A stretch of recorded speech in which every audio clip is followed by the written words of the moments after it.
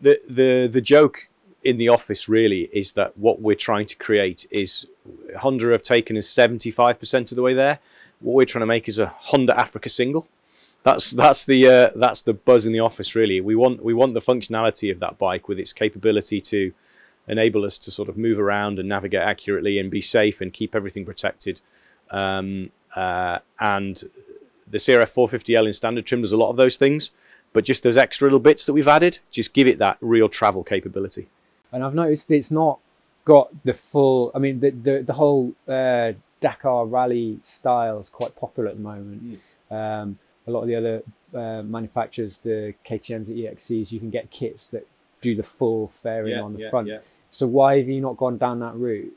Well, because those kits are specifically designed in their original form for rally bikes to hold huge nav towers, to hold road books and ICOs and all kinds of stuff, and a lot of electrical equipment and fuse stations. And it's very much become a style thing. It's a fashion accessory largely. You don't need to have all of those things on the front of your bike in order to be able to ride a bike comfortably and be able to navigate from behind it. You don't need those things. People like them because of the association they give to having a rally bike. But what they do is they add a huge amount of weight. And if you crash with those things on, you know, the rally guys, they don't mind. They smash the front of their fairings to bits and then the mechanics bolt another one on. We don't have that luxury. We need something that's crashable repeatedly, that's easily repairable, that's light, small. So really what we've tried to do is create something that does the same job, but weighs almost nothing and, you know, is pretty much impregnable, really. Yeah, the feeling that I've taken from it is, especially that front screen, is it's kind of something that a lot of people are going out and making themselves, kind of in their garages by cutting bits of metal and plastic and putting them on the front. Essentially what the Adventure Spec kit is, it's quite an affordable way. I mean, you could probably still do it cheaper if you really wanted to, but at the same time, if you don't really want to spend a day in the garage doing it yourself, it's quite a cost-effective way of getting that. Yeah, I mean, you know, rally fairings now, if you look at the true full KTM spec carbon fiber rally fairing, €8,000. That's absolutely insane. We want something simple and cheap and light and practical and sensible, you know. And so when we developed this, the target was for us to bring it in at under £100, which is kind of $140, and we've brought it in considerably under that price. It's almost at a throwaway cost, and yet it's something which is so tough and so simple. It's probably going to last you for the lifetime of the bike. So it's really about making this a really useful, usable, practical, sensible solution. That's what we've tried to create. We haven't got carried away with trying to make it look like something it isn't, or bolting lots of stuff all over it. It's kind of keep it practical, sensible.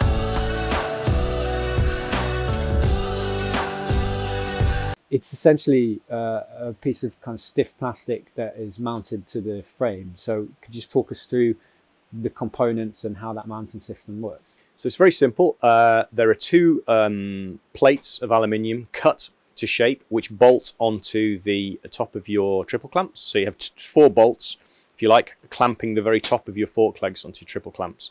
You take those bolts out, forks don't move, they're held by the next set of triple clamps down, so there's no great complications in terms of fitting it. You take the 4 bolts out and you simply place the fittings and then replace the fork bolts. In fact, we provide you with a longer bolt. So, and then welded onto there is a simple bracket which enables us to hold a plate, and onto that plate there's a possibility to mount 2 power takeoffs. So there's a cigarette lighter socket slot and a double USB mount slot.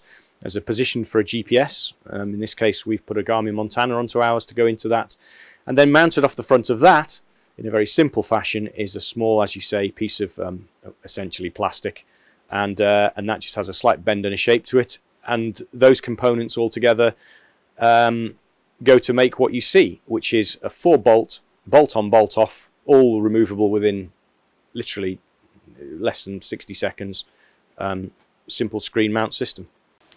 Great. And presumably that approach, I mean, I know we've started with the CRF 450L, but maybe that's going to be applied to different bikes at some point? Yeah, absolutely. So I mean, it was quite strange when we started to develop this. We went to work with some people who we'd never worked with before, And I think they were a little bit surprised when we rolled up with our sample bike and we started to talk to them about it. They sort of scratched their heads and they didn't really understand what we were saying, why we'd be trying to do this. And it took a while to get the idea through and to start working with these guys. But once the first working sample was on the bike, it was like a light bulb moment for them. And their first comment was, I need one of these for my bike, you know. And so it very quickly spiraled. And so in development now is a range of these products for a whole range of bikes.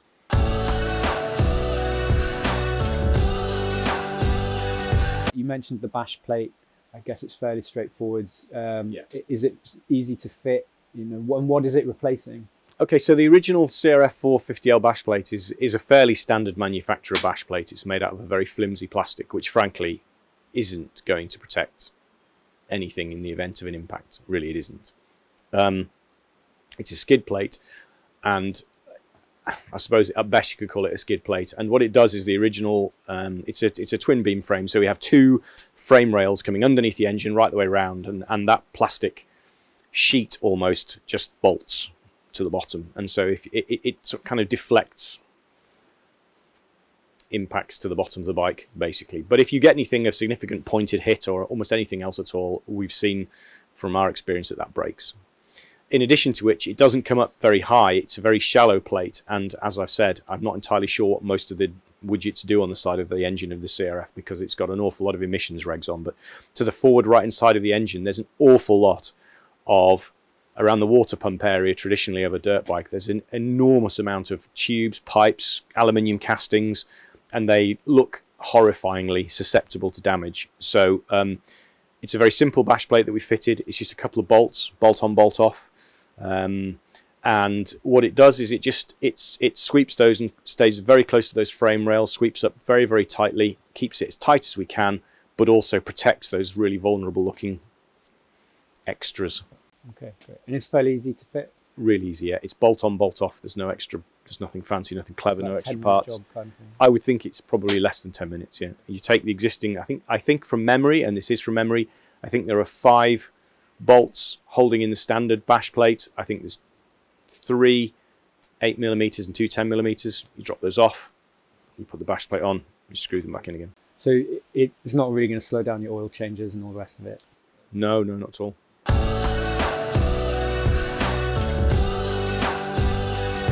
Okay, so staying at the bottom of the bike, at the back, we've got a brake guard. Is that right? Yep. So, well, we saw yesterday, didn't we? We spent a fair old while battering our way up quite a lot of trails, and they're called a shark's fin sometimes. On the CRF, there was a shark's fin, and for those who aren't sure what that is, in front of the rear disc, you get something that looks like an inverted shark's fin. And the idea is if you hit a rock or you hit a twig or a tree, or the idea is that will deflect the impact away from your brake disc. Brake discs don't tend to break if you hit them. They tend to bend, and then of course what happens is you immediately lose the capability to use that brake because it will lock, because actually the brake disc sort of locks onto the pads. But the original Honda one was incredibly flimsy, and it was there for show rather than action. And so when we were developing this set of parts, we decided we would put something at the back which would just help be a lot more rigid to deflect things. And I think we had a fair few showings of what that was doing over the last couple of days trail riding.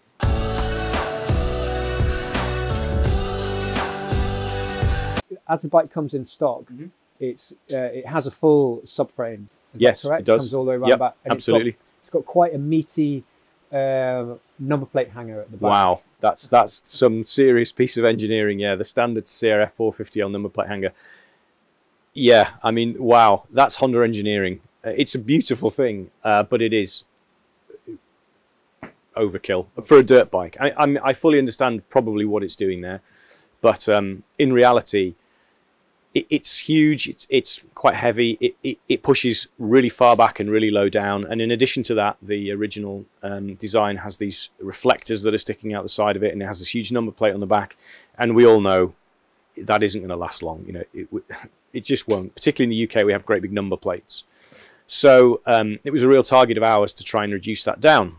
But the target was quite unusual. because in many cases when you do this job, what you do is you just cut all of that off, get rid of all the rear lights, all the indicators, all the reflectors, and you end up with, you just strip the whole back end off, you end up with just a fender.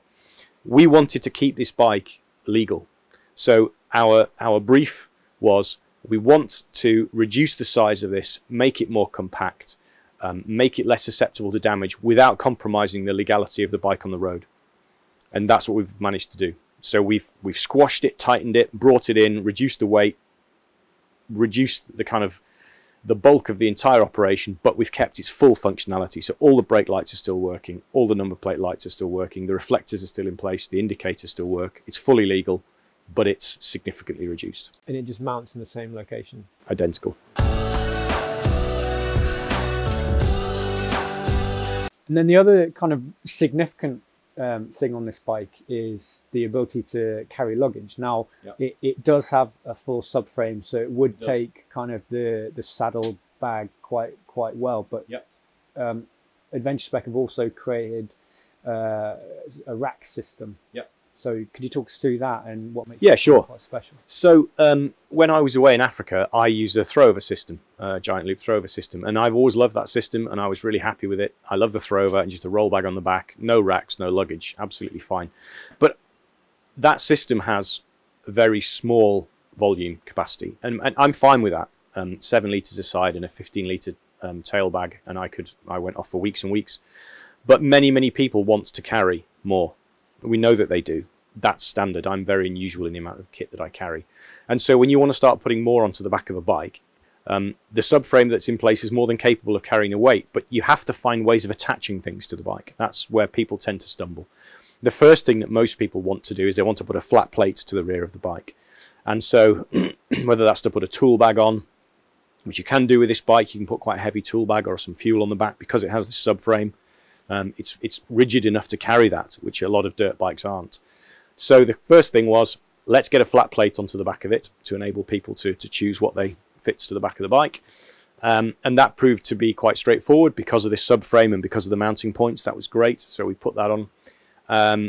And then came the next question, which was, okay, well, will people use a throwover pannier, a soft pannier on this bike?